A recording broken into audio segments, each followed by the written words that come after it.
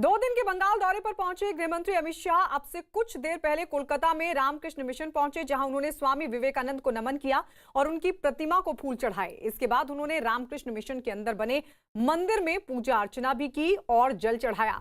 Ramakrishna mission के कर्मचारियों ने शॉल पहनाकर अमित शाह का सम्मान किया और उन्हें कुछ किताबें भी भेंट की गई। अमित शाह ने रामकृष्ण मिशन में नाश्ता भी किया और इसकी अलग अलग तस्वीरें हम आपको दिखा रहे हैं। जब रामकृष्ण मिशन पहुंचे थे अमित शाह, उनका स्वागत वहां पर और उसके बाद विवेकानंद को नमन करते हुए नजर आए। उनकी प्रतिमा पर माल्यार्पण करते हुए अमित शाह को सम्मानित किया गया, शॉल देकर, शॉल उड़ाकर उन्हें सम्मानित किया गया। तो वहीं आपको ये भी बता दें कि इस दौरान रामकृष्ण मिशन में जब मौजूद थे अमित शाह, तो वहां पर मंदिर में उन्होंने पूजा अर्चना की और साथ ही उन्होंने नाश्ता भी किया। रामकृष्ण मिशन में विवेकानंद को नमन करने के बाद अमित शाह मिदनापुर के लिए रवाना हो गए। उन्होंने वहां बड़ी संख्या में मौजूद लोगों का गर्मजोशी के साथ हाथ हिलाकर अभिवादन भी किया। ये तस्वीरें हम आपको दिखा रहे हैं।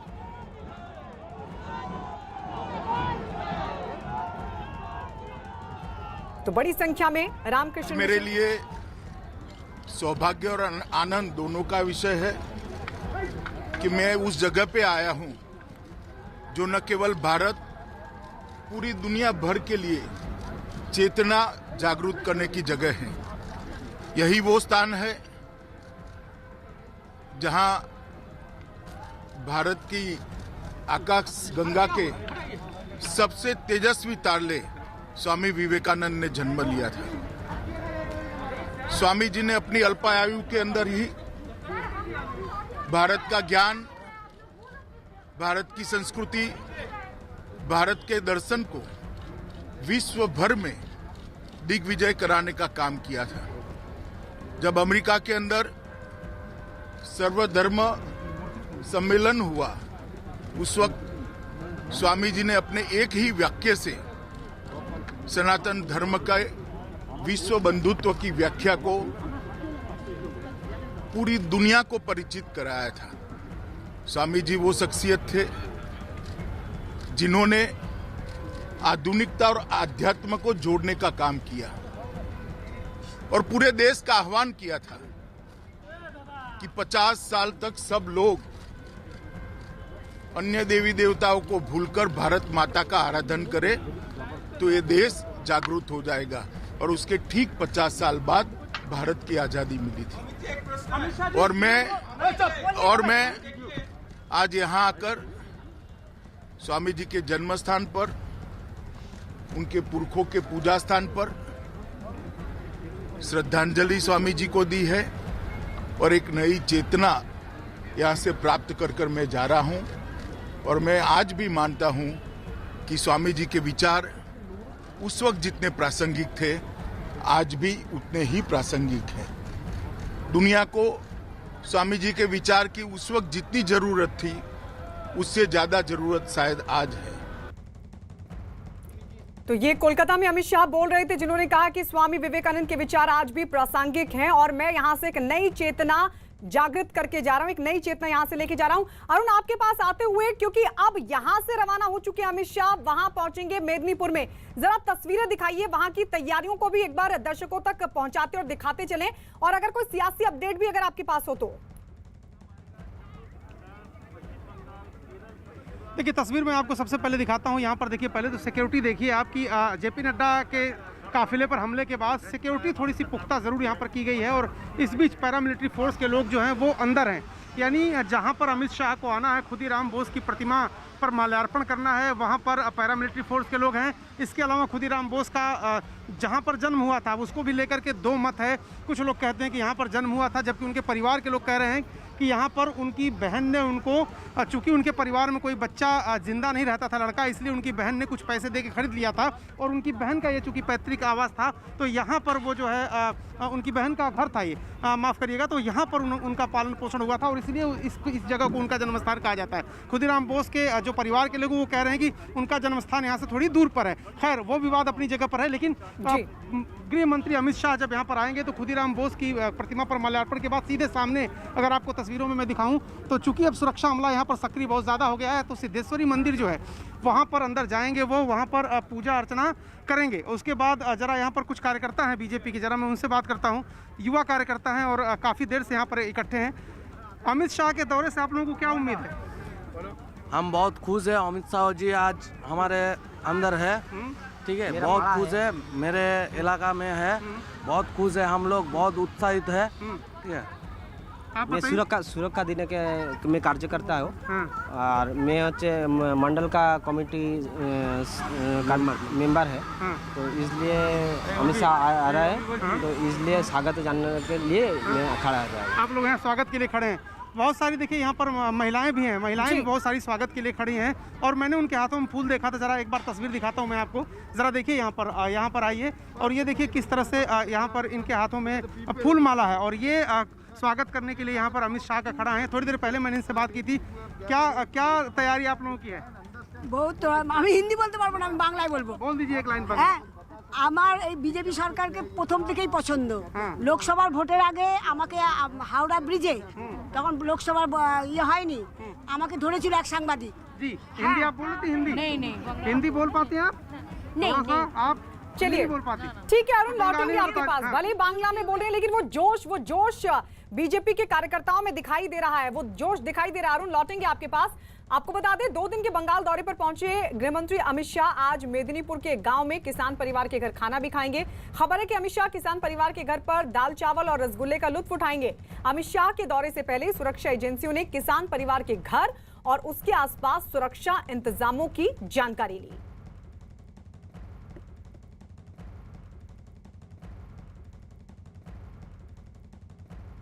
तो तस्वीर हम आपको दिखा रहे हैं, सुरक्षा इंतजामों की जानकारी सुरक्षा एजेंसियों की तरफ से ली गई। किसान के घर पर खाना खाएंगे अमित शाह। आज मेदिनीपुर में उनका कार्यक्रम है, लेकिन उससे पहले खुदीराम बोस की प्रतिमा पर माल्यार्पण, फिर सिद्धेश्वरी मंदिर में पूजा अर्चना, महामाया टेम्पल में पूजा अर्चना और उसके बाद किसान के घर खाना कार्यक्रम। ये तस्वीर हम आपको दिखा रहे हैं जिस घर में अमित शाह खाना खाएंगे। बताया जा रहा है कि दाल चावल और रसगुल्ले का लुत्फ उठाएंगे। उस किसान परिवार पर सुरक्षा एजेंसियों की तरफ से भी सुरक्षा की तैयारियों का जायजा लिया गया। वेस्ट मिदनापुर के अंदर शालबनी ब्लॉक और उसके अंदर जो छोटा सा एक गांव बालीजुड़ी, ये बालीजुड़ी ग्राम के अंदर ही एक फार्मर के घर में आज अपना लंच करेंगे केंद्रीय स्वराष्ट्र मंत्री अमित शाह जी। अभी जो दिखा जा रहा है, जो सिक्योरिटी लोग जो है उसका पूरा घर का अभी जो चेकिंग चल रहा है, जो सिक्योरिटी इसका जो ऑफिशियल है वो लोग अभी इसका पूरा बंदोबस्त कर रहा है। और जो घर में उसको लॉन्च करना है, मध्याह्न भोजन जिधर करेगा, वही घर में अभी दिखाना चाहते हूँ। मेरे जो दाहिना तरफ जो है, इस तरफ उसका घर का सब किचन बना हुआ है। प्रधानमंत्री आवास योजना से मिला हुआ जो फंड, उससे ये घर बना है एवं उस घर के अंदर ही जो इधर घर का जो औरत लोग है वो लोग अभी उसका जो सब कर रहा है, बंदोबस्त जो है वही कर रहा है। एवं ये सिर्फ नहीं, बंदोबस्त करने के बाद जो हम लोग के पास जो इंफॉर्मेशन है, जो इधर जो बरामदा है, मतलब जो माटी का दालान बाड़ी है ये, एवं ये जो माटी का दालान है, इसमें बैठ के ही आज अमित शाह जी इधर अपना मध्याह्न भोजन सारेगा। और मध्याह्न भोजन में एकदम बंगाली खाना जो है, दाल भात, फूल गोभी, ऐसा सब मेनू रहेगा। और उस सब एकदम लास्ट में जो रहेगा जो रसगुल्ला, जो बंगाली लोगों का एकदम अपना है। तो एक फार्मर का घर से आज बंगाल में आके एक फार्मर जो है, एक कृषक जो है, उसके घर में आज खाना खाना है स्वराष्ट्र मंत्री को। और ये इसको लेके सिर्फ फैमिली ही नहीं, पूरा गांव अभी एकदम मस्त रहा है। बताया जा रहा है कि आज मेदिनीपुर में जिस किसान परिवार के घर अमित शाह खाना खाएंगे उस परिवार को प्रधानमंत्री आवास योजना के तहत मकान मिला है। इससे पहले जब अमित शाह 5 नवंबर को बंगाल दौरे पर पहुंचे थे तो उन्होंने एक आदिवासी परिवार के घर खाना खाया था और हमारे सहयोगी दिखा भी रहे थे किस तरीके से आज भी जब किसान के घर पहुंचेंगे तो बिल्कुल साधारण अंदाज में, बिल्कुल साधारण तरीके से अमित शाह उस परिवार के साथ मौजूद रहेंगे और वहां पर खाना खाएंगे, जिसकी तैयारियों की तस्वीर भी आप लगातार देख रहे हैं। अमित शाह के यहां पर खाना खाने की जो तमाम तैयारियां हैं परिवार की तरफ से हो रही हैं। तो वहीं दूसरी तस्वीर आप 5 नवंबर की देख रहे हैं। बंगाल दौरे पर जब पहुंचे थे अमित शाह तो यहां आदिवासी परिवार के घर उन्होंने खाना खाया था। अरुण हमारे साथ लगातार बने हुए हैं। अरुण, 5 नवंबर को जिस साधारण तरीके से आदिवासी परिवार के घर खाना खाया था ठीक वही अंदाज होगा, भी सहयोगी हमारे रिपोर्ट भी दिखा रहे थे वहां से, लेकिन किसान के घर खाना किस तरीके का संदेश, वो भी तब जब देश भर में लगातार बीजेपी और केंद्र सरकार किसानों को कृषि सुधारों को लेकर भरोसे में लेने की पूरी कोशिश कर रही है। देखिए, जब किसी इलाके में कोई नेता जाता है तो उस इलाके के लोगों से जुड़ाव दिखाने की कोशिश करता है, उनके कल्चर को समझने की कोशिश करता है और अमित शाह भी वही कर रहे हैं। जब बांकुड़ा में गए थे तो एक आदिवासी परिवार के घर भोजन किया था, इस बार किसान के घर आज खाना खाएंगे। वो किसान के घर खाना खाना इसलिए भी बहुत महत्वपूर्ण है क्योंकि किसान आंदोलन देश में चल रहा है और खासतौर से दिल्ली के आसपास के इलाकों में 3 कृषि कानून वापस लेने के लिए और प्रधानमंत्री और गृहमंत्री लगातार ये अपील कर रहे हैं कि कृषि कानून किसानों के हित में है और ऐसे में किसान के घर खाना खा के एक संदेश ये भी देना चाहते हैं।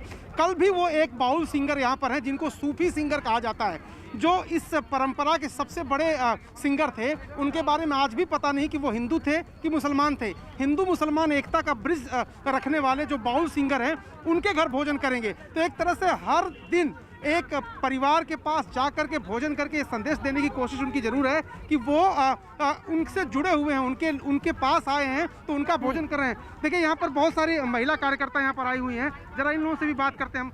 हिंदी बोल पाती हैं आप? नहीं। बांग्ला में क्या बताइए, अमित शाह के आने से क्या आपको लगता है इस पूरे इलाके में बदलने वाला है? विपुल उत्साह है, मानुष उद्दीपित उत्साह है मानुष में। और এখান থেকে আন্দোলনে শুরু হবে। বিজেপি এখানে পশ্চিম মেদিনীপুর থেকে এখানে এই মেদিনীপুরের মাটি হচ্ছে বিপ্লবীদের মাটি। तो देखिए, ये जो बंगाली में कह रही थी कि उत्साह है लोगों में, मनुष्यों में, और ये जो मेदिनीपुर के इलाके में वो आ रहे हैं इससे एक नया इतिहास लिखा जाएगा। इस तरह की बात जो है जो महिला कार्यकर्ता हैं वो कह रही हैं। जो युवा थे उनसे मैंने आपकी बात कराई थी। आप लोग जरा ये बताइए, इधर आइए जरा, इधर आइए। हाल के दिनों में युवा कार्यकर्ताओं को कई बार ऐसे कहा गया, आरोप लगाया आपकी पार्टी ने कि हत्या हुई कार्यकर्ताओं की। इस इलाके में भी क्या इस तरह कोई घटना हुई थी? समझ नहीं आया ठीक से। मर्डर जो है बीजेपी के वर्कर की बात आपकी पार्टी कहती है, बड़े नेता कहते हैं कि मर्डर इस इलाके में होता है। মার্ডার তো আমাদের এখানে হচ্ছে রাজা মজুমদার বলে একজন ছিলেন, তো উনি হচ্ছে সক্রিয় কার্যকর্তাও ছিলেন আর যুবর কার্যকর্তা ছিলেন। हिंदी में अगर आप बोल सकते हो तो हिंदी में बोल पाते हैं? राजा मजूमदार है तो मैं यहाँ पे ये बगल में हচ্ছে गांव है उनका। गाँव, तो मर्डर हुआ तो 2 साल हो गया। किसने मर्डर किया था? टीएमसी का नेता मर्डर किया जी। अच्छा, अमित शाह के आने से आपको लग रहा है कि आपके ठीक है, लोगों की अरुण सुरक्षा लौटेंगे आपके पास। इस बीच बंगाल में बीजेपी के प्रभारी कैलाश विजयवर्गीय ने न्यूज 18 के सामने बड़ा दावा किया कि जल्द ही टीएमसी के कई सांसद और विधायक बीजेपी में शामिल होंगे। कैलाश जी, एक और आज लगता है कि शेंद हो गई ममता बनर्जी के किले में, एक और एमएलए है वो रिजाइन करे। किस तरह से देखते हैं? ममता बनर्जी कहते हैं उनको कोई फर्क नहीं पड़ता इन चीज़ों से। देखिए, ममता जी सत्ता के अहंकार में है और अहंकार में आदमी को कुछ समझ में नहीं आता। और जिस तरीके से वो हिंसा की राजनीति कर रही है, जिस प्रकार केंद्र से हर बात को लेकर जीत और लड़ाई कर रही है, मुझे लगता है कि सत्ता के अहंकार में कहीं ना कहीं उनको सही सलाह नहीं मिल पा रही है और इसका परिणाम आने वाले विधानसभा चुनाव में जनता देगी। इसके अलावा लगातार जो संघर्ष जारी है, उन्होंने फिर दोबारा मना कर दिया है लोगों को भेजने की। जो सेंट्रल डेपुटेशन पे सेंटर ने कहा था उस पर भी मना कर दिया दोबारा। उसको किस तरह से देखते हैं? साधारण इस बात को समझना चाहिए कि हमारे यहाँ भारत में प्रजातंत्र है, भारत के संविधान के अनुसार देश चलता है, संघीय ढांचा है, केंद्र की अपनी एक जवाबदारी है, राज्य की अपनी एक जवाबदारी है।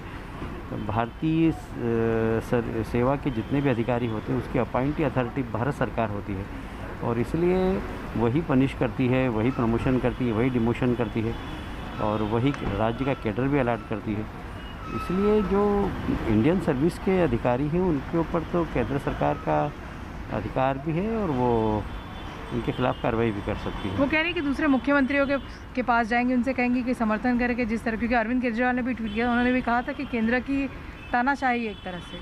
अरविंद केजरीवाल एक छोटे से राज्य जैसे कि नगर निगम होती है वहाँ के मुख्यमंत्री हैं और गंभीर भी नहीं, मैं उनकी बातों को बहुत ज़्यादा गंभीरता से नहीं लेता, पर जो अखिल भारतीय पार्टी है, जो राजनीतिक दल हैं, वह समझते हैं कि आखिर संघीय व्यवस्था क्या है, केंद्र की जवाबदारी क्या है, राज्य की जवाबदारी क्या है। बाल हट, स्त्री हट और राज हट से शासन नहीं चलता, शासन व्यवस्था नहीं चलती। शासन व्यवस्था भारत के संविधान के अनुरूप चलती, जो व्यवस्था थी उसके अनुरूप चलती। बड़ा एक अहम दौरा है अमित शाह जी का, किस तरह की तैयारी है, किस तरह से कार्यक्रम रहेगा? कार्यकर्ताओं में बहुत उत्साह है। अमित शाह जी का बंगाल में लोग काफ़ी उनको पसंद करते हैं क्योंकि वो सीए बिल लाए, उन्होंने धारा 370 हटाई, तो एक लोगों के दिल में बसते हैं वो, और इसलिए उनके आने से लोगों में उत्साह है और जो भी कार्यक्रम होंगे काफ़ी अच्छे कार्यक्रम होंगे, ऐसा हमें विश्वास। बंगाल दौरे पर पहुंचे अमित शाह अब से कुछ देर पहले मिदनापुर पहुंचे, जहां वो सिद्धेश्वरी मंदिर में दर्शन करेंगे। सिद्धेश्वरी मंदिर में उनके स्वागत की जोरदार तैयारियां की गई हैं। तो ये तस्वीरें हम आपको दिखा रहे हैं, अमित शाह जो कि सिद्धेश्वरी मंदिर में दर्शन करेंगे। यहां पर पहले खुदीराम बोस की प्रतिमा पर माल्यार्पण करेंगे, उसके बाद सिद्धेश्वरी मंदिर में पूजा अर्चना, महामाया टेम्पल में पूजा अर्चना, किसान के घर खाना और उसके बाद उनकी जनसभा का कार्यक्रम। एक्सक्लूसिव तस्वीरें आप देख रहे हैं सिद्धेश्वरी मंदिर, जहां पर अमित शाह पहुंचेंगे अब से थोड़ी देर में। गृह मंत्री अमित शाह अब से कुछ देर बाद सिद्धेश्वरी मंदिर पहुंचने वाले, लेकिन उनके स्वागत की तैयारी किस तरह से की है यहाँ पर देखिए। जो बीजेपी की महिला कार्यकर्ता हैं उनसे बात करते हैं। ये क्या, किस चीज़ का फूल है ये है हिबिस्कस, रेड कलर का हिबिस्कस। ये सिद्धेश्वरी माँ जो माँ काली है, माँ काली इनके बिना पूजा नहीं होता है। पूजा के लिए ये फूल नहीं होता तो सिद्धेश्वरी माँ संतुष्ट नहीं होता है। और यहाँ का सिद्धेश्वरी माँ का बहुत महत्व है, हम लोग मिदनापुर वासी इनको बहुत मानते हैं। और अगले 2021 इनका आशीर्वाद हम लोगों के साथ अभी ये तो है ही, नेक्स्ट टाइम अमित शाह जी के आने के बाद और भी ज़्यादा बढ़ेगा और कॉन्फिडेंस हम लोगों का बहुत ज़्यादा बढ़ गया है। आज अमित शाह जी आ रहे हैं, आगामी 2021 का जो विधानसभा है हम लोग 8 का 8 सीट मिलेंगे तो मिलेंगे, 99 में कमल खिला के ही रहेंगे और ममता बनर्जी को वहाँ से वो जो बाल है ना, बाल को नोच के उखाड़ के फेंक के रहेंगे। अरे तो किसी महिला का बाल नोचना ठीक बात है? हाँ एकदम, वो उन्होंने जो कर रहे हैं राक्षसी है, जे राक्षसी है, जे खूनी है, रोज डेली हमारा माँ का जो गोद में कोल खाली कर रहा है, तो हम इसको यार मुख्यमंत्री नहीं चाहिए। आप बीजेपी कार्यकर्ताओं की जो हत्या हो रही है उसकी बात कर रहे हैं? एकदम एकदम।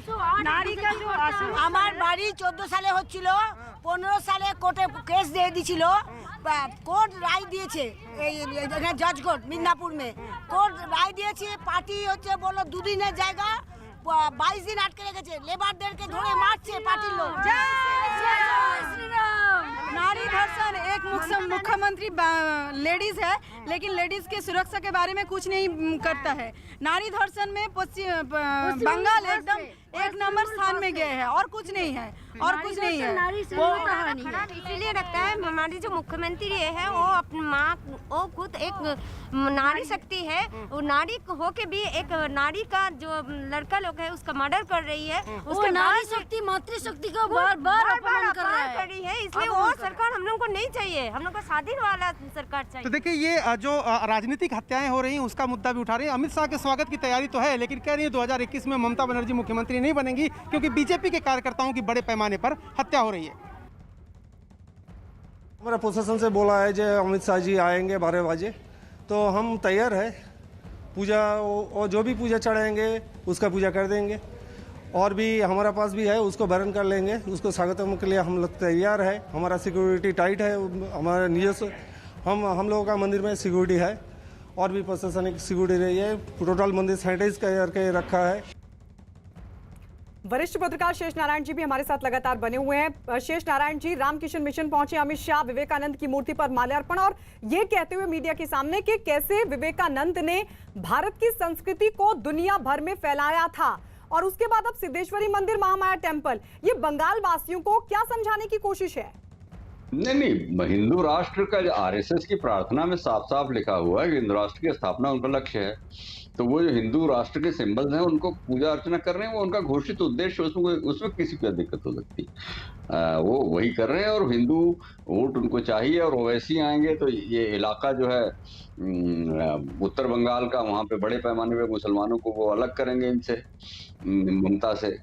तो वो सारा प्रोग्राम जो है वो उनका, देखिए वो अमित शाह घोषित रूप से 200 सीटें जीतने के लिए चुनावी अभियान में हैं और अमित शाह अपनी पार्टी की जो लाइन होती है उसके हिसाब से चल रहे हैं, वो अपना काम कर रहे हैं। खुदीराम बोस को याद कर रहे हैं, उनको फ्रीडम फाइटर्स की जो आरएसएस बीजेपी में कमी है, तो ये जो स्थापित फ्रीडम फाइटर्स हैं, बताओ 1909 में उनको फांसी दे दी गई थी मुजफ्फरपुर केस में, तो वो कुल मिला के वो उनको अपने साथ करना, उनके साथ रहना, उनको अपना बनाना, तो वो उनके पार्टी का एजेंडा है। और आपका इतिहास अगर गौरवशाली नहीं होगा तो आपका वर्तमान गौरवशाली नहीं होता।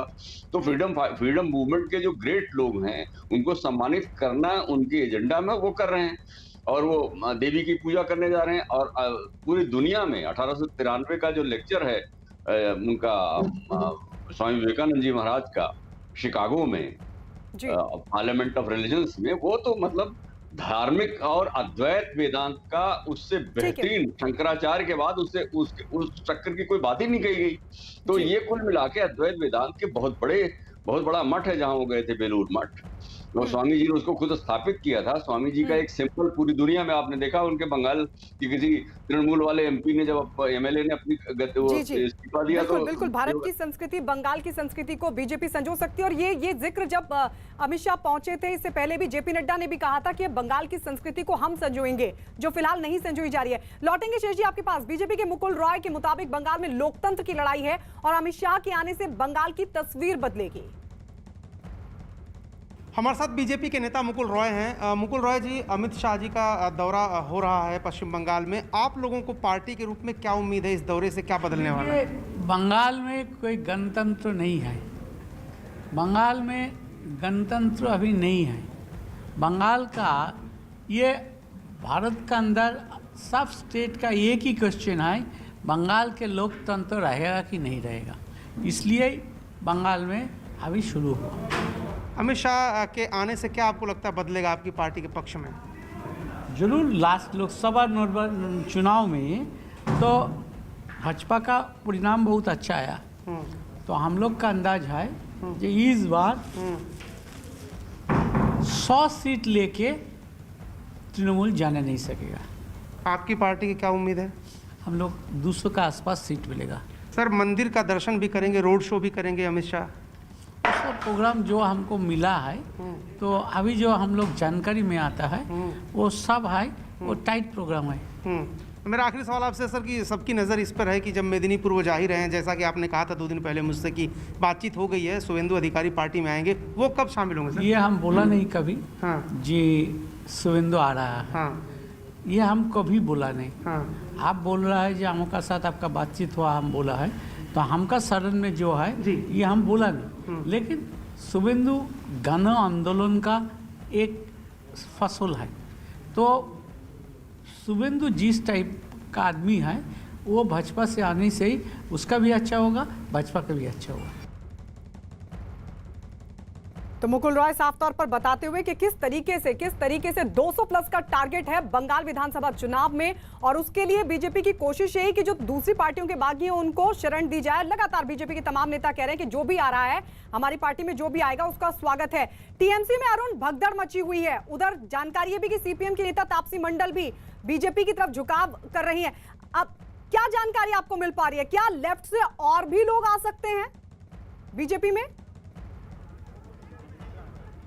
देखिए बीजेपी ये दावा कर रही है कि 8 से 10 ऐसे विधायक हैं, जिसमें 2 मंत्री भी ऐसे हैं जो बीजेपी में आने वाले हैं, बस वो समय का इंतजार कर रहे हैं। 2 एमएलए और 4 नेता पिछले कुछ दिनों में लगातार पार्टी को छोड़ रहे हैं। हालांकि जितेंद्र तिवारी जो लगातार विरोध का झंडा बुलंद किए हुए थे, उनको अभिषेक बनर्जी के इंटरवेंशन के बाद मना लिया गया है किसी तरह से। तो एक पॉजिटिव खबर टीएमसी के लिए जरूर है कि जितेंद्र तिवारी का बगावती तेवर शांत हो गया फिलहाल, लेकिन शुभेंदु अधिकारी और उनके आसपास के जो लोग हैं, उनके जो समर्थक हैं, उनके जो पार्टी के वर्कर थे टीएमसी के, अब वो सब विरोध का झंडा उठाए हुए हैं। और पश्चिमी मेदिनीपुर, पूर्वी मेदिनीपुर, इस पूरे जंगल महल के इलाके से लेकर 40 से 50 सीटें ऐसी हैं विधानसभा की जहां पर शुभेंदु अधिकारी का प्रभाव है। उनके घर में ही 2 सांसद हैं, उनके पिता शिशिर अधिकारी भी सांसद हैं, उनके भाई देवेंदु भी सांसद हैं। इसके अलावा सुनील मंडल एक और सांसद हैं जो नाराज बताए जाते हैं ममता बनर्जी से। तो इस तरह से देखिए तो 3 सांसद किसी भी वक्त फेंस सिटर हैं, वो किसी भी वक्त वो पाला बदल सकते हैं। अगर शुभेंदु अधिकारी उनके लिए अच्छी डील लेके आते हैं बीजेपी से, क्या संगठन में उनको पद दिया जाएगा, क्या विधानसभा के चुनाव में शुभेंदु अधिकारी कितने समर्थकों को टिकट दिया जाएगा, ये बातें हैं जो तय होनी है। और इसीलिए वो अमित शाह से मिलना चाहते थे। तो सबकी नजर आज अमित शाह की रैली पर है।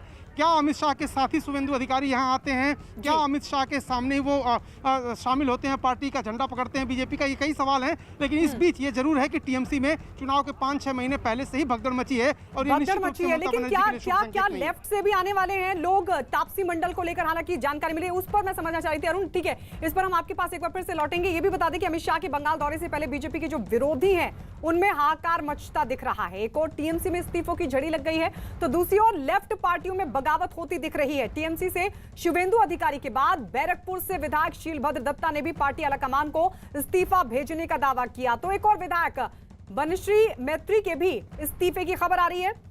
न्यूज 18 को मिली जानकारी के मुताबिक ममता सरकार में मंत्री शुभेंदु अधिकारी आज मिदनापुर में अमित शाह की मौजूदगी में बीजेपी में शामिल हो सकते हैं। तो वहीं हल्दिया से सीपीएम विधायक तापसी मंडल ने भी बीजेपी का दामन थामने के संकेत दिए हैं।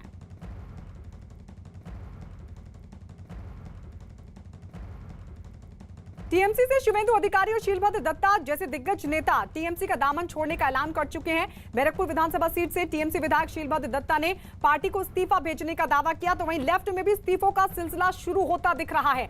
और इसी कड़ी में हल्दिया विधानसभा सीट से सीपीएम विधायक तापसी मंडल भी आज अमित शाह के मंच पर नजर आ सकते हैं। यानी अमित शाह के मंच पर जो लोग नजर आएंगे उससे तस्वीर साफ हो पाएगी कि आखिर किस किस पार्टी में किस किस हद तक टूट है। उन्होंने बीजेपी में शामिल, तापसी मंडल ने बीजेपी में शामिल होने के संकेत दे दिए। 2 तस्वीरें हम आपको दिखा रहे हैं, टीएमसी में भागम भाग और अब यही सिलसिला लेफ्ट में शुरू। आप कब रेजिग्नेशन दिए थे? हम कल रात में मेल में भेजा दिया, अभी सुबह लेटर भी भेज दिया। अभी ग्रांटेड हुआ है आपका वो रिजिग्नेशन? ग्रांटेड हुआ कि नहीं हुआ कि कोई क्वेश्चन है? ग्रांट तो करेगा वो लोग, हम कैसे मूल्य सीए करेगा जो ग्रांट होगा कि नहीं होगा? हमारा काम भेजना भेज दिया, मुहिम बना लिया। और मुझे कहते हुए बड़ी खुशी है कि ऐसा लगता है कि हम सब दिल्ली वालों ने मिलके इस तीसरी लहर के ऊपर भी काफ़ी हद तक काबू पा लिया है। ऐसा लगता है कि तीसरी लहर भी अब ख़त्म होने लगी है या ख़त्म हो गई है।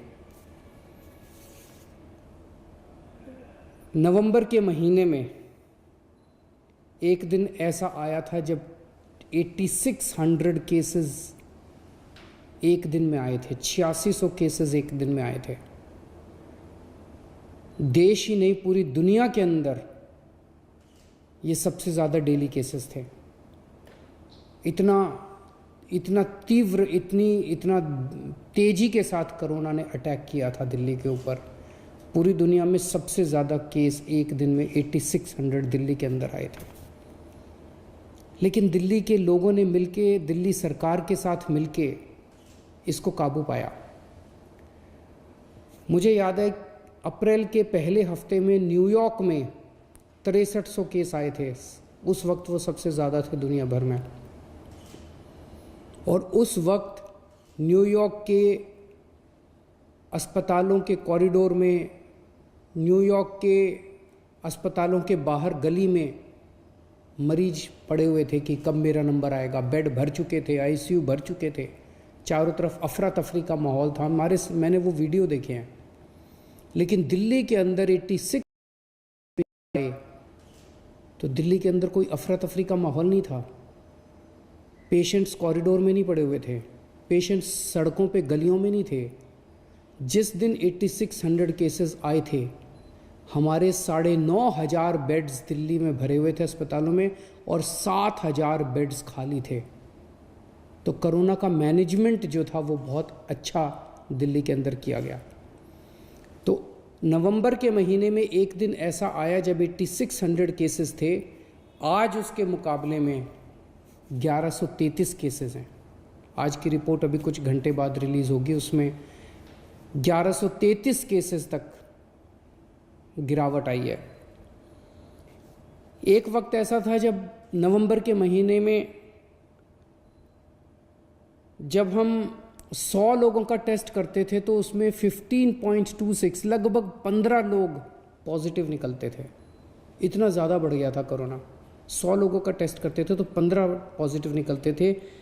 आज हम 100 लोगों का टेस्ट करते हैं तो 1.3 आ गई है पॉजिटिविटी। अभी जो थोड़ी देर में रिपोर्ट आएगी उसमें 1.3 पॉजिटिविटी आ गई है, जो शायद पूरे देश भर में भी और काफ़ी कम है। दिल्ली के मुकाबले भी, दिल्ली में जो हमने देखा उसके मुकाबले काफ़ी कम है।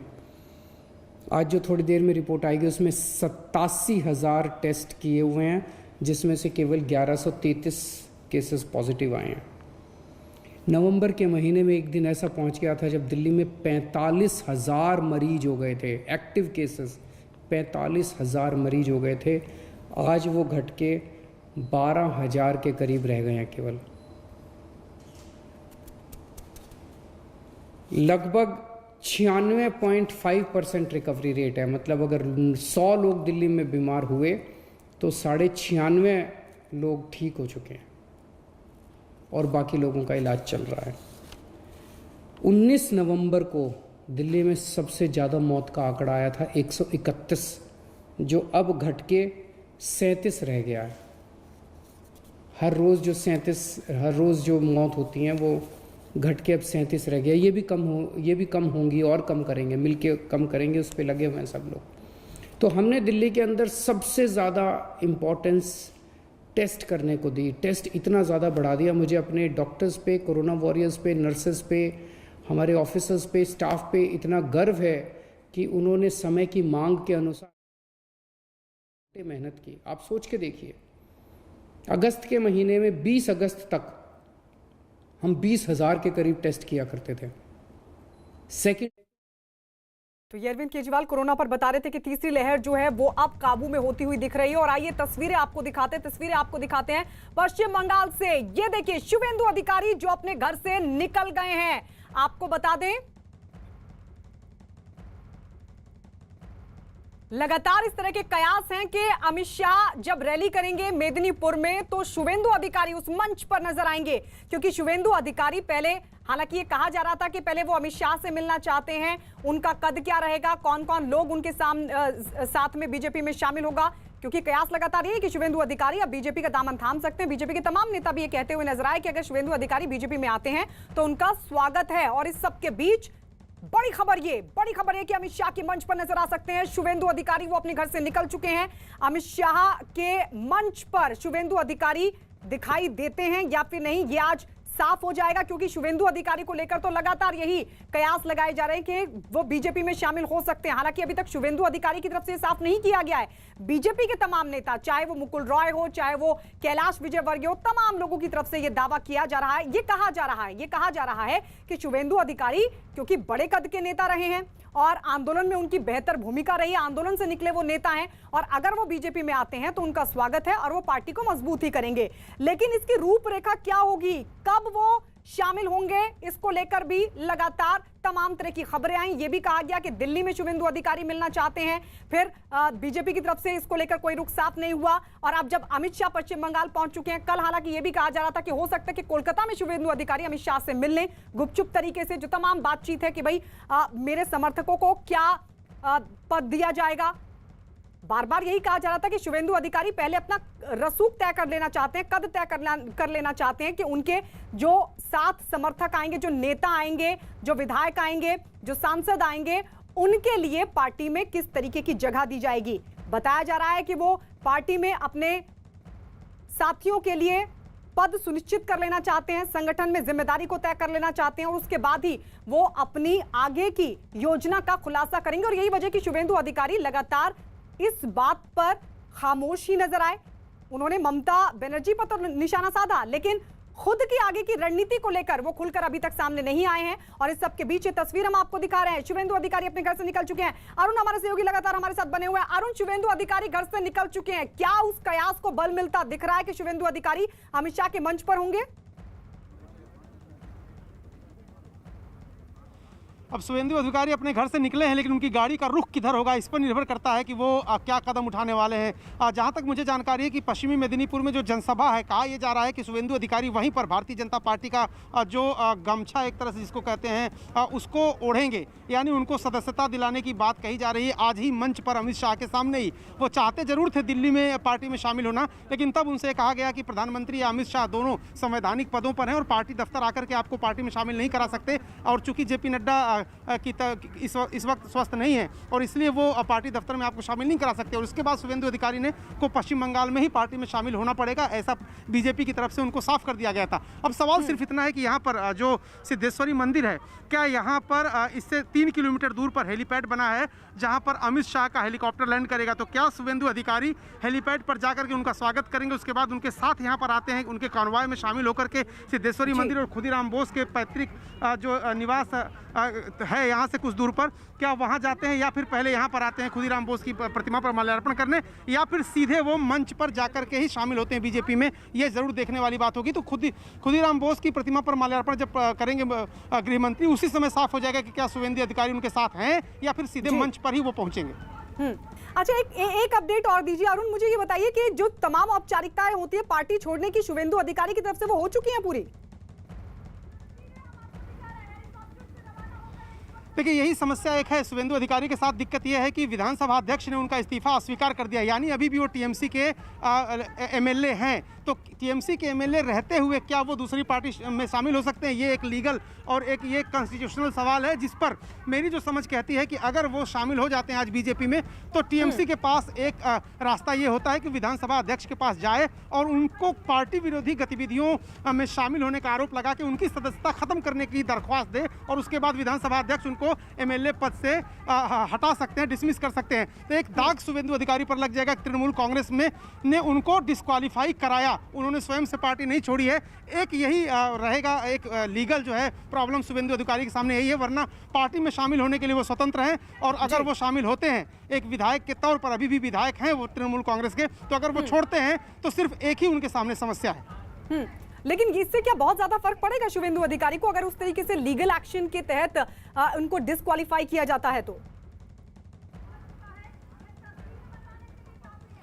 देखिए, शुभेंदु अधिकारी के राजनीतिक सफर पे कोई असर नहीं पड़ने वाला है। उन्होंने पहले ही इस्तीफा दे दिया है, मंत्री पद से इस्तीफा दे दिया, उन्होंने विधायक पद से इस्तीफा दे दिया, पार्टी की सदस्यता छोड़ दी, राज्यपाल को चिट्ठी लिख दी कि उनके खिलाफ मुकदमे हो सकते हैं, पुलिस का बेजा इस्तेमाल हो सकता है। तो वो तो आर पार के मूड में है, लड़ाई के मूड में है ममता बनर्जी से, इसलिए उनकी राजनीति किस करवट बैठेगी ये अब किसी से छुपा नहीं है। तृणमूल कांग्रेस के साथ उनके दिन अब खत्म हुए, ममता बनर्जी से उनका नाता टूटा, तृणमूल कांग्रेस में अब वो नहीं रहेंगे। सवाल सिर्फ इतना है कि बीजेपी के साथ वो जाएंगे या अलग राह पकड़ेंगे। संकेत और संदेश दोनों ये हैं कि वो बीजेपी के साथ जाएंगे। अमित शाह के साथ उनकी बातचीत हुई है और हो सकता है कि आज ही वो पार्टी ज्वाइन कर लें। जी, तो संदेश और संकेत जो है वो ये देखिए, अमित शाह का हेलीकॉप्टर लैंड करते हुए, उतरते हुए, ये तस्वीर हम आपको दिखा रहे हैं हेलीपैड की। पश्चिमी मेदिनीपुर में अमित शाह का हेलीकॉप्टर उतरते हुए, क्योंकि अमित शाह यहां से खुदीराम बोस की प्रतिमा पर माल्यार्पण करने के लिए पहुंचेंगे, फिर वहीं बगल में सिद्धेश्वरी माता का मंदिर है, वहां पर पूजा अर्चना करेंगे। अमित शाह पहुंच चुके हैं मेदिनीपुर, उनका हेलीकॉप्टर हेलीपैड पर पहुंच गया है, लैंड कर रहा है। तो बीजेपी का टारगेट है 200 प्लस, और उसी टारगेट को पकड़ने के लिए, उसी टारगेट को चेस करने के लिए लगातार बीजेपी पूरी जोर आजमाइश कर रही है। और यही वजह है कि अमित शाह, जिन्हें कहा जाता है चाणक्य नीति के लिए जाना जाता है, अमित शाह 2 दिन के पश्चिम बंगाल दौरे पर पहुंच रहे हैं। और इस सबके बीच जहां एक तरफ अमित शाह रामकृष्ण मिशन पहुंचे, विवेकानंद की मूर्ति पर माल्यार्पण किया और मीडिया के सामने मुखातिब होते हुए उन्होंने कहा कि स्वामी विवेकानंद के विचार आज भी प्रासंगिक हैं, यहां से एक नई चेतना लेकर मैं जा रहा हूं। और सीधे अब उनका जो हेलीकॉप्टर है मेदिनीपुर पहुंचा है, पश्चिमी मेदिनीपुर में उनका कार्यक्रम, जहां वो एक किसान के घर पर खाना भी खाएंगे, फिर उनकी तरफ से जनसभा भी होगी। लेकिन इस सब के बीच ये बीएसएफ के हेलीकॉप्टर में पहुंचे हैं अमित शाह। हेलीपैड पर उनका जो हेलीकॉप्टर है वो उतरा है और अब यहां से अमित शाह पहुंचेंगे खुदीराम बोस के मूर्ति पर माल्यार्पण करने के लिए। थोड़ी देर पहले की तस्वीर भी हम आपको लगातार दिखाते हुए बताते चले, वो तस्वीर भी आपको दिखाएंगे। कैलाश विजयवर्गीय भी इस दौरान मौजूद रहे और रामकृष्ण मिशन में जो मंदिर है वहां पर पूजा अर्चना करते हुए, जल चढ़ाते हुए भी अमित शाह दिखाई दिए। तो वहीं अमित शाह इससे पहले स्वामी विवेकानंद की मूर्ति पर माल्यार्पण भी उन्होंने किया। स्वामी विवेकानंद के पैतृक घर भी वो पहुंचे। उसके बाद जब वो मीडिया के सामने आए तो उन्होंने कहा कि स्वामी विवेकानंद के विचार आज भी प्रासंगिक है और यहां से मैं एक नई चेतना लेकर जा रहा हूं। मिदनापुर में शाह की रैली होनी है, मिदनापुर पहुंच चुके हैं, वहां पर भी उनके कई कार्यक्रम हैं। किसान के घर पर खाना भी खाएंगे, लेकिन उससे पहले 2 मंदिरों में पूजा अर्चना और उससे पहले खुदीराम बोस के मूर्ति पर माल्यार्पण भी करेंगे। एक्सक्लूसिव तस्वीरें आप देख रहे हैं हेलीपैड की। पश्चिम बंगाल में पिछले 9 साल से सत्ता संभाल रही ममता बनर्जी को इस बार ऐसी चुनौती मिल रही है जिसका सामना इससे पहले ममता ने कभी नहीं किया था। एक तरफ बीजेपी तेजी से बंगाल में अपनी जमीन को मजबूत कर रही है, तो दूसरी ओर ममता की सेनापतियों की बगावत से उनकी जमीन खिसकती दिख रही है। ऐसा माना जा रहा है कि ममता के बागी शुभेंदु अधिकारी समेत कई बड़े नेता अमित शाह की मौजूदगी में बीजेपी में शामिल हो सकते हैं।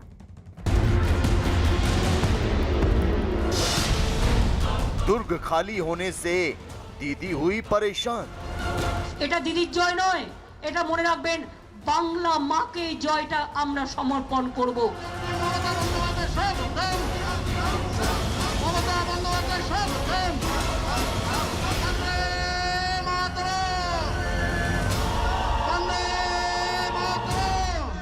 জোগাড় জোগাড় দাও জোগাড়।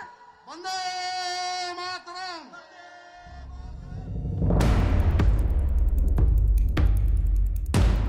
पिछले 9 साल से पश्चिम बंगाल पर एक छत्र राज कर रही ममता बनर्जी के लिए आने वाला चुनाव सबसे बड़ी अग्नि परीक्षा साबित होने जा रहा है, क्योंकि उनकी चुनौतियों का पहाड़ हर दिन और बड़ा होता जा रहा है। एक तरफ राज्य में कमल तेजी से अपनी जड़ें जमा रहा है, तो दूसरी ओर ममता के सेनापति एक एक कर किला छोड़ते चले जा रहे हैं। बीजेपी और बगावत अब ममता के लिए दोहरा सिरदर्द बन चुके हैं।